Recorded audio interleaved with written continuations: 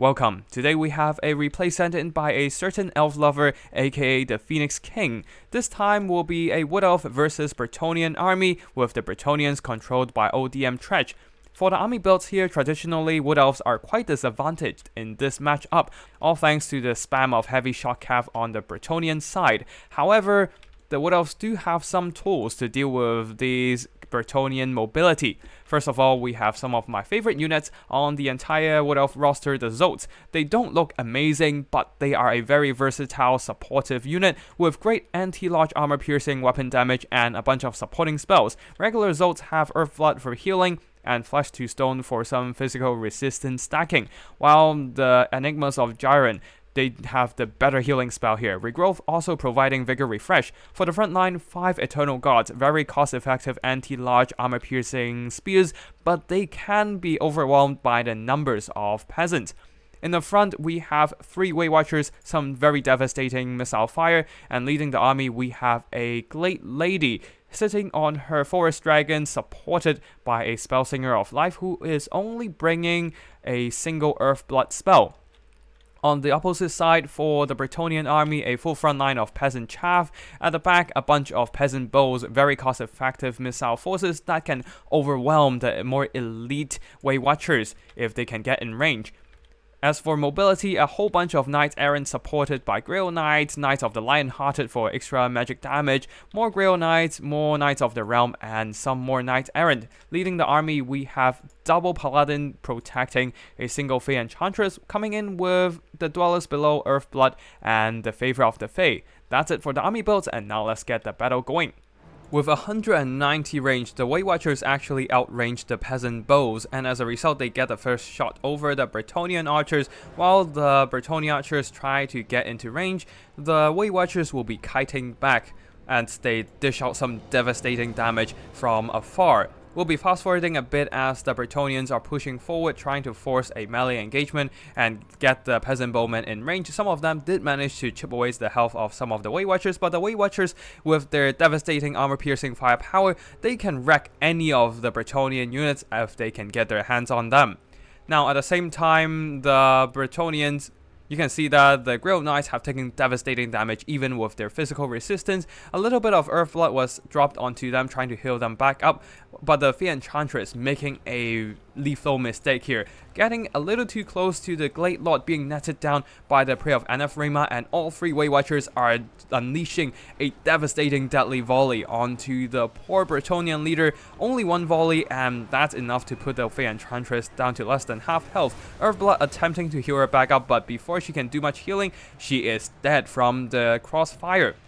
Now, on the flanks, the Bretonnian Knights, seeing the death of their lords, are coming back with a vengeance, trying to flank around to get to the squishy underbelly of the Wood Elf lines, while the 2 Paladins trying to avenge their dead lady will be hunting down the Glade Lord in the sky. And the Glade Lord, with only 90 speed on her Forest Dragon, is no match for the anti-large attacks and 105 speed of 2 Paladins. While on the ground forces here, the Enigmas of Gyron definitely beating down all these poor Knights of the Realm with their armor-piercing anti-large with the support of Eternal Gods. Though Tretch did have a very successful flanking maneuver here with the Peasant Mobs pressuring the front line, while the Knights Errant slamming in from behind of the Wood Elves, sandwiching all these Weight Watchers, while the Grail Knights coming in from the flank, and it is just overwhelming this entire blob of Wood Elf forces with sheer numbers of armor and horses.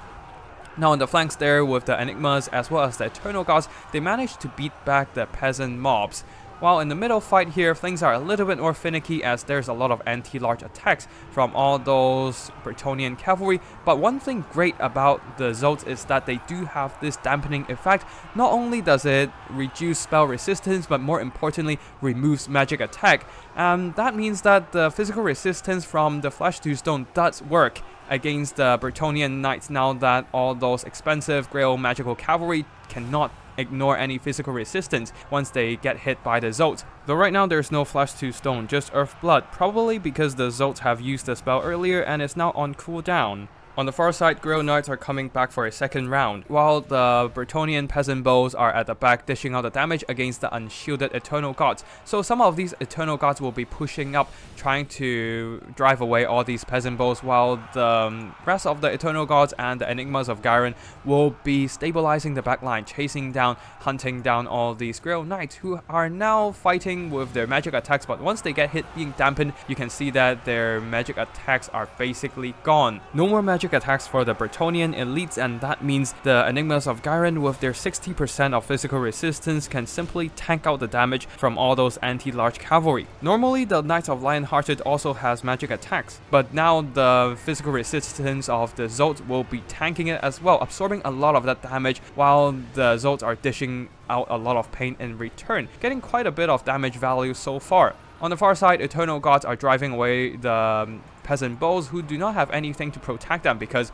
well, most of the Bretonnian cavalry are being dragged down by the Enigmas and the Zolts. The Knights of Lionhearted might have driven away the Zolts, but their HP is also almost depleted. There are still some Weight Watchers scattered around the battlefield, but if the Bretonnians can muster what's left of their cavalry, then the Weight Watchers will still be overrun, no questions asked. Knights errant, some exhausted Knights of the Realm, they are now regrouping towards the Weight Watchers.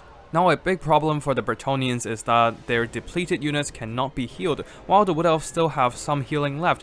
The Zolts might have used up their healing spell, but there is still a Spellsinger of Life coming in with her Earth Bloods, giving them a bit more advantage in the late game.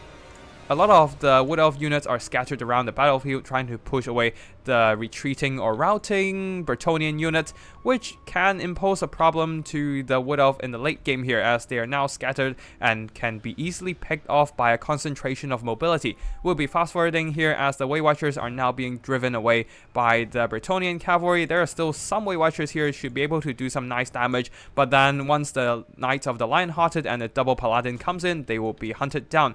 While all over here, the Enigmas as well as the Eternal Gods are just hunting down all these peasant mobs, peasant archers. They will still get killed by the superior, more elite Wood Elf forces, and unfortunately on the other side, being overloaded by knights, well, just knights really, and paladins.